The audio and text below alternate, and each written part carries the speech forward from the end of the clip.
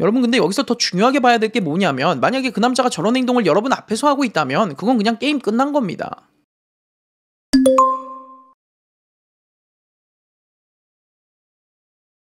안녕하세요, 데이라잇입니다. 이번 영상에서는 남자가 알려주는 가장 만나면 안 되는 남자 유형 탑 1에 대해서 이야기해보겠습니다. 일단 데이트 폭력이나 디지털 성범죄를 저지르는 범죄자 유형은 뺄게요. 그런 성향이 보이는 남자는 당연히 만나면 안 되는 거고, 이번 영상에서는 범죄자까지는 아니지만 만나면 여러분의 정신을 피폐하게 만들 수 있는 남자 유형을 알려드릴게요. 여자들이 절대 만나면 안 되는 남자 탑 1은 바로 여자와의 교류 자체를 즐기는 남자입니다. 그러니까 이런 남자들이 있어요. 카페에 가서 프라푸치노를 주문해놓고 카운터 앞에서 기다리고 있는데 여자 알바생이 뭉친 얼음을 믹서기 안에서 스쿱으로 막 깨고 있는 거예요. 그러면 그걸 옆에서 이렇게 지켜보다가 힘 되게 세시네요. 이렇게 조용히 한마디를 덧붙이는. 그리고 그 말을 들은 알바생이 웃으면서 뭐라고 대답하면 그걸 계기로 알바생과 자연스럽게 이야기를 더 이어가는 남자요. 아니 뭐 번호를 물어본 것도 아니고 말 한마디 한 게 뭐 어때서? 라고 생각하시는 분들도 분명히 계실 거예요.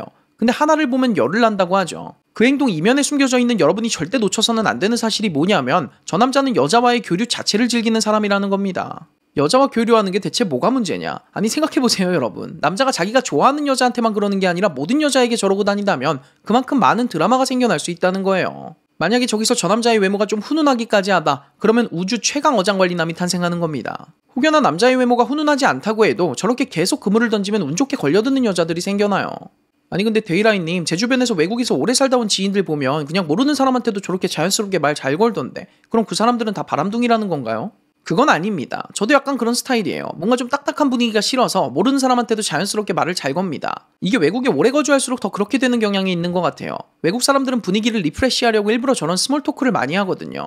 그럼 그 남자의 행동도 스몰 토크의 일환으로 봐야 되지 않냐? 물론 그럴 수도 있습니다. 단 조건이 있어요. 그 남자가 남녀노소를 가리지 않고 모두에게 저렇게 하는가? 그걸 확인하셔야 돼요. 그냥 대화 자체를 좋아하는 사람은 상대가 자기 또래 알바생이든 경비 아저씨든 국밥집 할머니든 이렇게 나이와 성별을 가리지 않고 모든 사람에게 먼저 말을 걸어요. 반면에 제가 오늘 여러분께 소개하는 절대 만나지 말아야 되는 남자는 여자, 그것도 자기 또래 혹은 자기보다 어려 보이는 여자에게만 먼저 말을 붙입니다. 할머니나 아줌마 또는 남자들 앞에서는 입을 꾹 다물고 있죠. 그러니까 음식점에서 남자 알바생이 음식을 세팅해 줄 때는 아무 말도 안 하면서 여자 알바생이 와서 음식을 세팅하고 있으면 코로나인데도 사람 엄청 많네요. 이렇게 꼭 한마디를 건넨다는 거죠. 여러분 근데 여기서 더 중요하게 봐야 될 게 뭐냐면 만약에 그 남자가 저런 행동을 여러분 앞에서 하고 있다면 그건 그냥 게임 끝난 겁니다. 그러니까 아무리 저런 성향을 가진 남자라도 자기가 진짜 좋아하는 여자 앞에서는 저딴 행동을 안 할 거 아닙니까? 결국에는 들통나겠지만 숨길 수 있을 만큼은 숨기려고 하겠죠. 근데 남자가 당신 앞에서 다른 여자들에게 저렇게 스스럼 없이 말을 건다? 그건 무슨 뜻이냐면 여러분이 그 남자의 마음의 1순위가 아니라는 거예요. 그러니까 언제라도 여러분보다 더 나은 여자가 나타나면 환승할 준비가 돼 있다는 겁니다. 그리고 심지어 지금 그 환승각을 여러분 앞에서 보고 있는 거예요.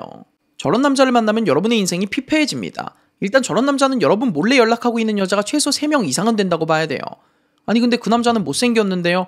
아무리 못생긴 남자여도 저 정도의 자신감을 가지고 있으면 저 자신감만 보고 넘어오는 여자들이 간혹 있어요. 제가 채널 초창기에 연애를 끊이지 않고 하는 사람들의 비밀에 대해서 말씀드린 적이 있었죠. 그 비밀이 뭐였죠? 네버 스탑. 안 멈추고 계속 이성에게 접촉하니까 그 중에 몇 명이 어떻게 걸려드는 거죠. 그러다 보니까 연애가 끊이지 않는 거예요. 심지어 연애 중에도 저 짓을 안 멈추니까. 근데 여러분 저런 성향은 숨기는데 한계가 있습니다. 그래서 제가 이 썸이라는 기간을 되게 중요하게 생각하는 거예요. 썸을 타다 보면 같이 이곳저곳을 다니게 되잖아요. 그러면 그 남자가 다른 사람들을 대하는 모습이 자연스럽게 드러나게 돼 있어요. 거기서 자기 또래 혹은 자기보다 어린 여자들을 대하는 모습과 동성 혹은 자기보다 나이가 훨씬 많은 여성들을 대하는 모습을 비교해보면 답이 딱 나옵니다. 뭔가 그 남자가 자기 또래나 어린 여자들에게 하는 행동에 끼가 묻어 있다면 그 남자와의 관계는 썸으로 끝내셔야 합니다. 여러분 끼 많은 남자는 제어가 불가능해요. 썸 중독은 그 어떤 중독보다 치료하기가 어려워요. 이성이 도박이나 마약같이 내 의지로 평생 외면하고 살 수 있는 게 아니잖아요. 공적이든 사적이든 이성을 만나게 되는 일은 우리 삶에 계속 일어날 텐데 그때마다 끼를 부리는 그 남자를 여러분이 무슨 수로 제어할 수 있겠습니까? 그러니까 남자에게서 저런 모습이 자주 보인다면 괜히 그 남자를 앞으로 나만 바라보게 만들겠다는 이상한 다짐을 하지 마시고 그 남자를 놓아주세요. 괜히 여기저기 다니면서 나그네 생활하고 싶다는 사람을 붙잡아뒀다가 나중에 그 사람이 여러분 집에 있는 귀중품 다 훔쳐서 떠납니다. 어차피 그 사람은 저렇게 살다가 나중에 늙고 힘이 딸리면 집이 없어서 혼자 길바닥에 앉아서 엉엉 울게 돼 있습니다. 그건 그때 지가 알아서 하라고 하고 여러분은 여러분의 품을 홈 스위트 홈으로 생각하는 그런 남자 만나세요. Today could be wrong until I find you into the store I never knew when the night could be sweet.